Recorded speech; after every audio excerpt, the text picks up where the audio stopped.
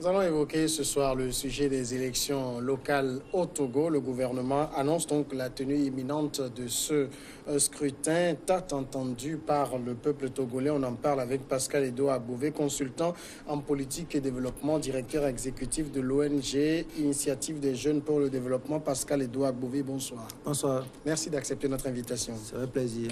Vous avez écouté tout comme nous la déclaration de politique générale du Premier ministre Kwame Selom Klasso. C'était le vendredi dernier devant les députés. Il a parlé d'imminence des locales. Est-ce que pour vous, ça reste une simple annonce ou bien cette manière de le dire montre que l'année 2019 sera l'année des locales? Bien, nous ne pouvons que nous réjouir de cette annonce faite par le gouvernement. Nous espérons que ça ne va pas rester seulement un discours. Et nous aurons assisté à des élections locales cette année. Donc nous attendons impatiemment ces élections. On l'attend impatiemment. Et bien pour vous, quelle est la période de cette année qui sied le plus à ces locales?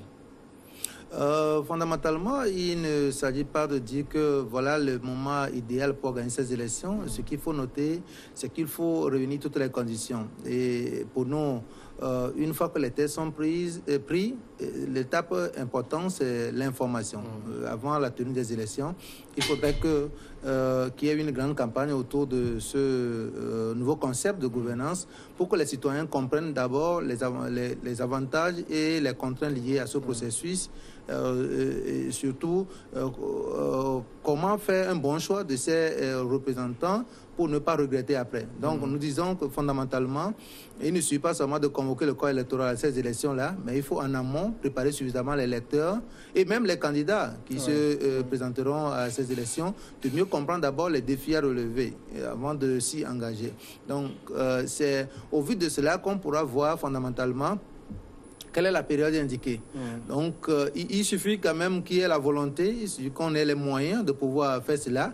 Et surtout, il faudrait que le gouvernement ait cette volonté de pouvoir associer l'ensemble des acteurs à ce processus pour qu'ensemble, nous puissions vraiment contribuer à la réussite de cette décentralisation qui est nécessaire pour le développement de nos communautés. Justement, quand vous voyez un peu un certain nombre de choses qui sont déjà mises en place, notamment au niveau des tests, est-ce que vous vous dites, bien, on a fait l'essentiel, on peut y aller maintenant? Absolument. Vous savez que les premiers tests relatifs à la décentralisation ont été pris depuis le 13 mars 2007. Donc, ça fait 12 ans que ces tests ont été pris. C'est vrai qu'ils ont connu des améliorations au fur et à mesure avec le temps.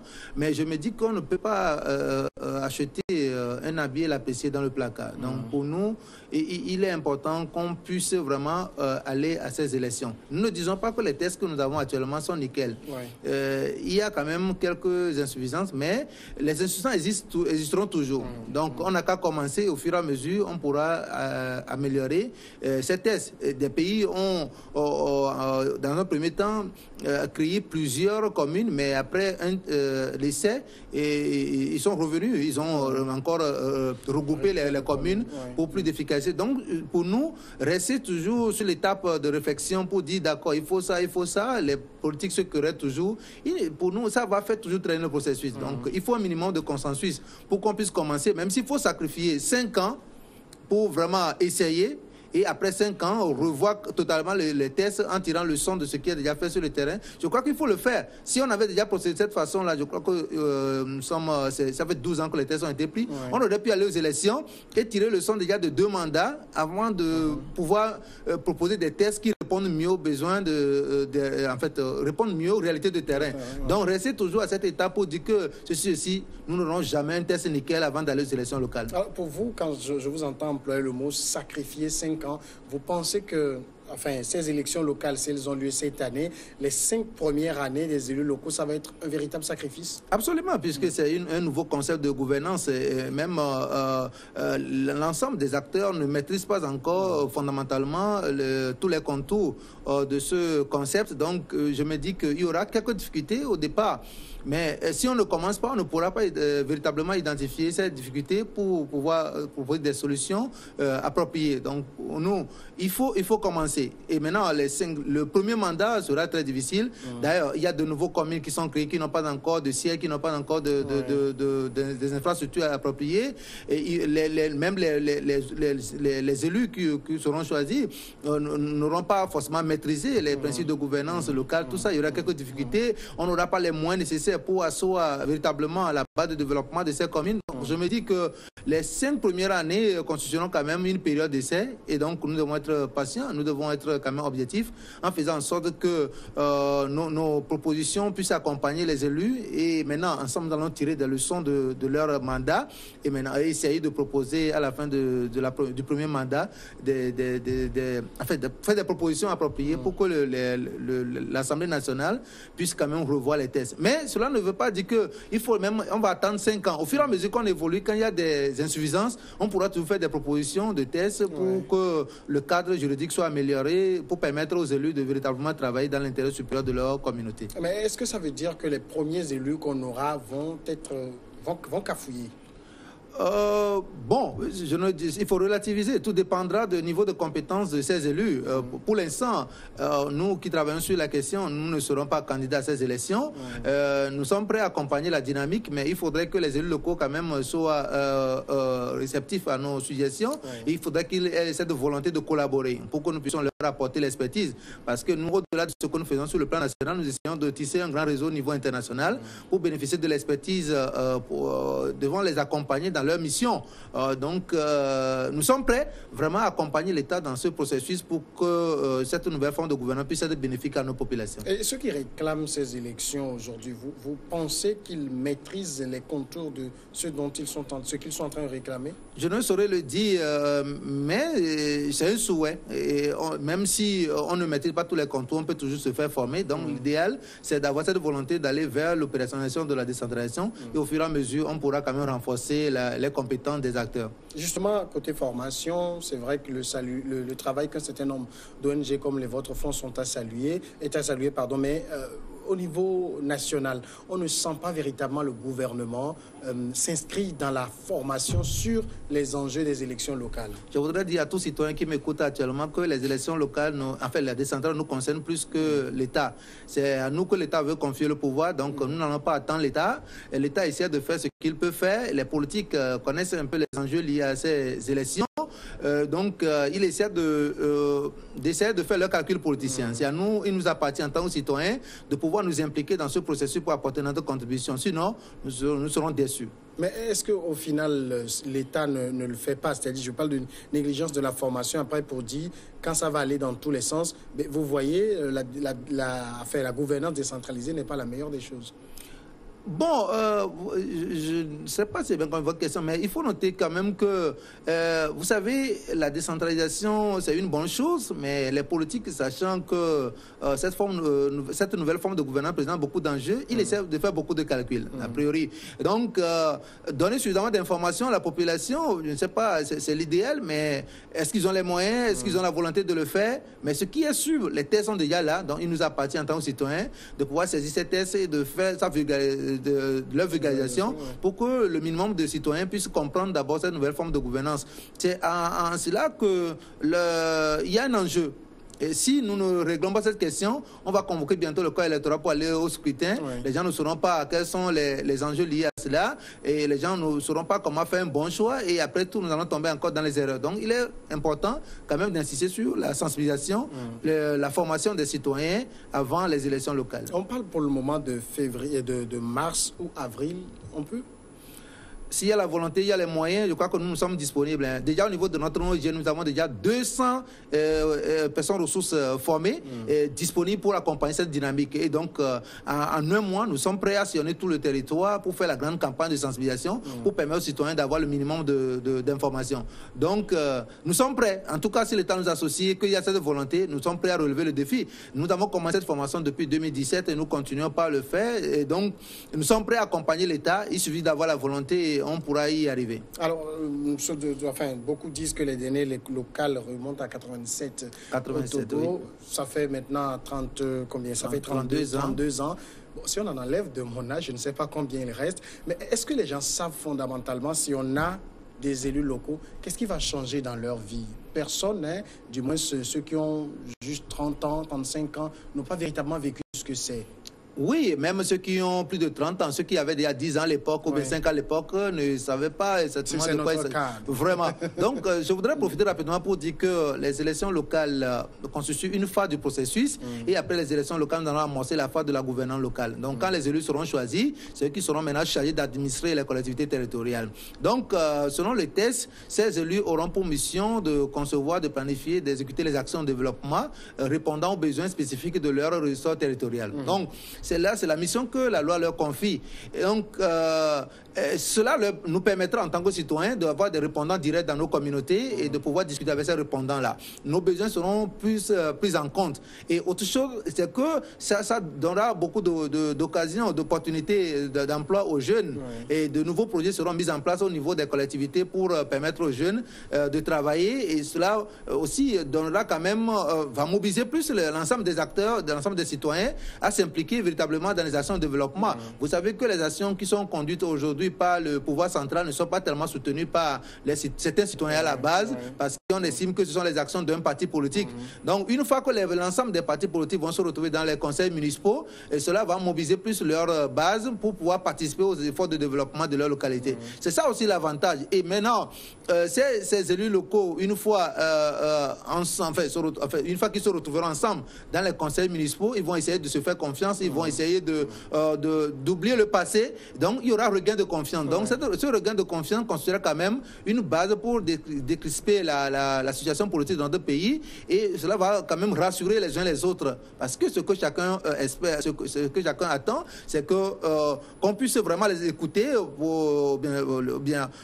Les gens voudraient qu'on les associe à la gouvernance. Donc, à travers les élections locales, tous les partis politiques et la société civile seront ensemble pour gérer les affaires, pour mener les actions de développement au niveau local. Et cela quand même constitue quand même un atout pour le pays. Donc disons que tout ce que nous vivons maintenant, que nos besoins ne sont pas pris en compte par le pouvoir central à travers les élections locales, nous aurons désormais des répondants qui seront proches de nous, que nous pouvons aborder facilement, qui prendront en compte nos besoins. Et maintenant, cela va contribuer aussi à la bonne gouvernance parce que les ressources qui seront allouées désormais pour le développement de nos communautés pourront être contrôlées par les citoyens.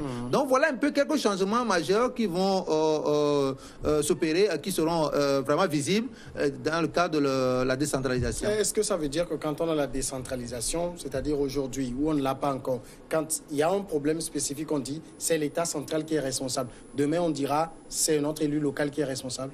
Oui, ce n'est pas évident.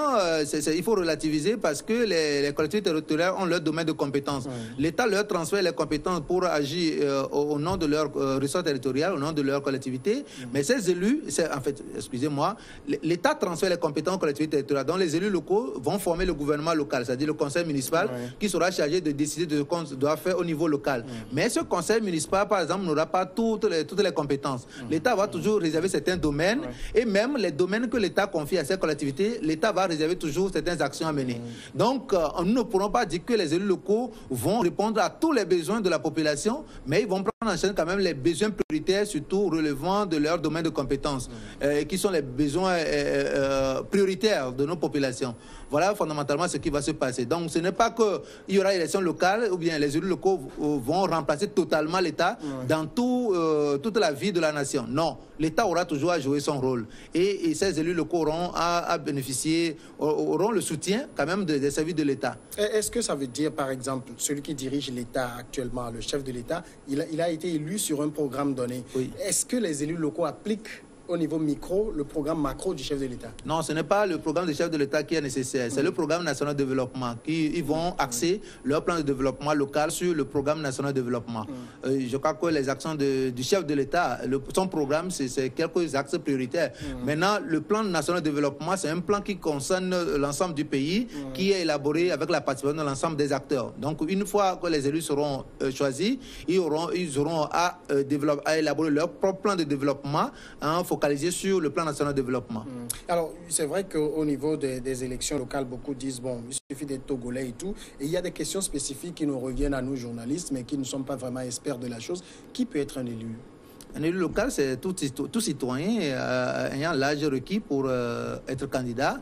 Le niveau d'instruction n'est pas nécessaire. Donc, si vous intéressez, vous êtes connu dans votre communauté, vous vous intéressez aux actions de développement de votre communauté, vos citoyens vous reconnaissent en tant que personne engagée pour le développement de votre communauté, vous pouvez être candidat à ces élections. Vous pouvez aller aux élections pour le compte d'un parti politique ou bien être candidat indépendant. Si vous êtes vraiment connu dans votre localité, les gens vous choisiront pour être leur répondant, leur conseiller. Vous dites votre localité, ça veut dire on est obligé de résider là-bas?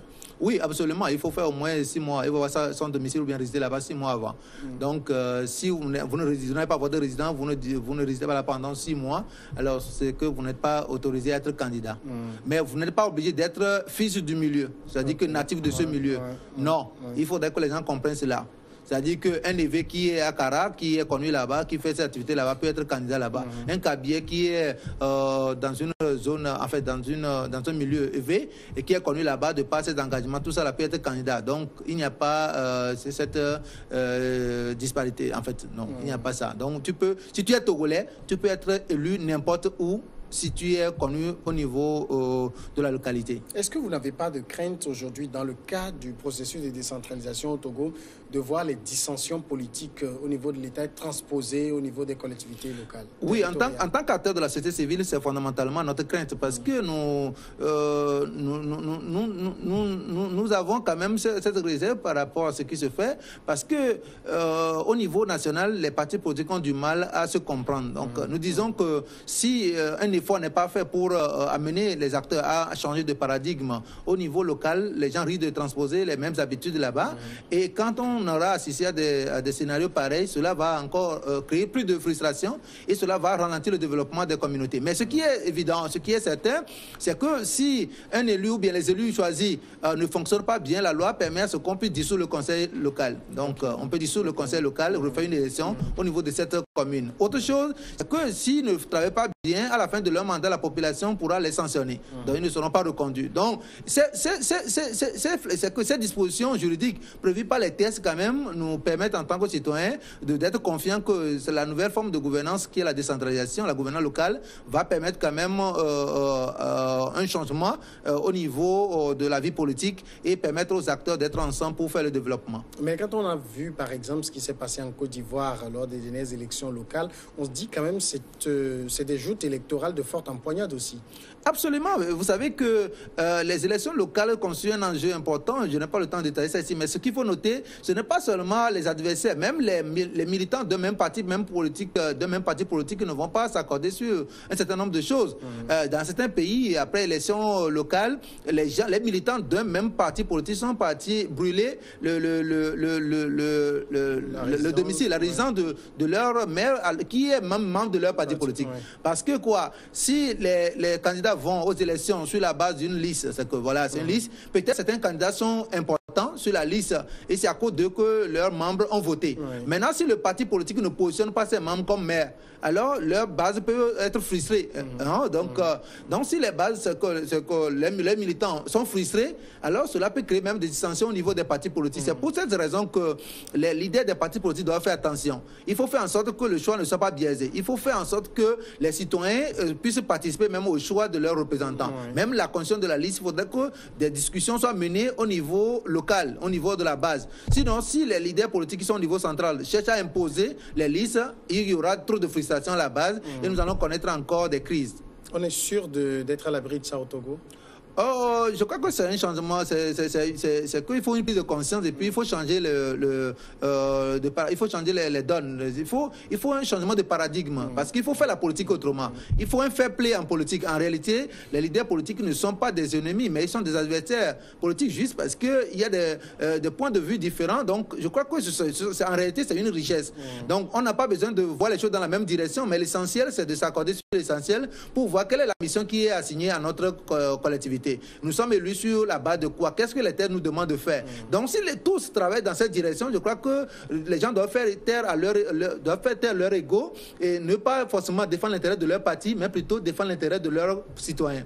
Quand on voit dans d'autres pays, hein, par exemple la France, où des ministres disent, bon, je vais démissionner pour retourner occuper mon poste de peut-être de maire ou de ci ou de ça, on se dit quand même que c'est des niveaux de responsabilité importantes.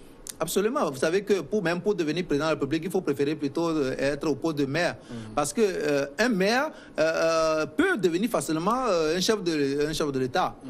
Alors qu'être député, ce n'est pas évident. Oui. Donc, un maire qui gère tout son territoire, et surtout les maires qui gèrent les grandes villes, sont populaires. Et si vous arrivez à faire votre preuve, vous arrivez vraiment à travailler, que vous développez votre localité, eh bien, l'ensemble des citoyens pourront vous faire confiance pour devenir chef de l'État. Donc, les gens comprennent cela. Si véritablement vous êtes en politique et que votre souhait, c'est de contribuer au développement de votre pays, je crois que les postes les plus appropriés, c'est le poste du maire. Ce n'est pas le poste du député. Oui, le député, il participe à la prise des tests, il contrôle l'action gouvernementale, mais le député ne travaille pas sur les questions de développement comme le maire. C'est pour des raisons que ceux qui sont en politique, qui voudraient vraiment contribuer au développement de leur localité, je les invite à aller plutôt vers les collectivités territoriales pour commencer leur expérience là-bas. Est-ce qu'on peut faire le cumul député-maire au Togo? Non, les deux, non, il n'y a pas, la loi n'autorise pas cela. Il faudrait que le député soit à part, il faudrait que le maire soit à part, parce que ce sont des fonctions différentes. Donc, il n'y a pas lieu de cumuler les deux fonctions. Il n'y a pas lieu de cumuler les deux fonctions. Maintenant, sur les moyens même de fonctionnement des collectivités territoriales, que dit la loi? Oui, les collectivités, l'État aura transféré aussi, en dehors des compétences en termes d'attribution, l'État aura à transférer les ressources aux collectivités. Donc les ressources financières, les ressources techniques et les ressources humaines. L'État aura à transférer ça aux collectivités également. Mais les collectivités auront la possibilité de mobiliser des ressources endogènes. Donc à travers les taxes et les impôts fonciers au niveau local, également à travers des projets avec les partenaires. Et puis donc, nous avons beaucoup de formations dans ce sens-là. Comment aider les élus locaux à mobiliser les ressources pour faire face aux projets de développement de leur localité. Nous aurons à donner ces formations aux élus locaux. Donc, il ne faut pas attendre seulement les subventions de l'État, mais il faut plutôt penser à la mobilisation des ressources locales, endogènes, et penser à un partenariat. Il y a beaucoup de stratégies que les élus pourront mettre en place pour mobiliser plus de ressources. Sinon, l'État même n'aura pas assez de moyens pour les soutenir. Et élections locales, est-ce que ça ne veut pas dire qu'au niveau de l'État, on se prive d'un certain nombre de ressources puisqu'on doit les mettre maintenant ou les laisser à la gestion? Absolument, c'est pour ces raisons que les ministres aussi doivent changer un peu de mentalité. Et donc, dans nos formations, nous le disons, parce que si les ministres veulent fonctionner comme actuellement, ils ne pourront pas vraiment s'inscrire dans le cadre de l'esprit, ils ne peuvent pas s'inscrire dans l'esprit de la décentralisation. C'est que les ministres conduisent toutes les actions maintenant. Donc, maintenant que l'État décide de transférer certaines compétences aux collectivités territoriales, ça va de soi que certaines actions des ministères soient limitées. Et donc, confier plutôt des ressources aux collectivités au niveau local pour le développement des communautés. Pascal Edo Abové, merci d'être passé répondre à nos questions. C'est moi qui vous remercie. Vous êtes le consultant en politique et développement et directeur exécutif de l'ONG Initiative des jeunes pour le développement. Merci. On va marquer la pause et après on passe à regard croisé.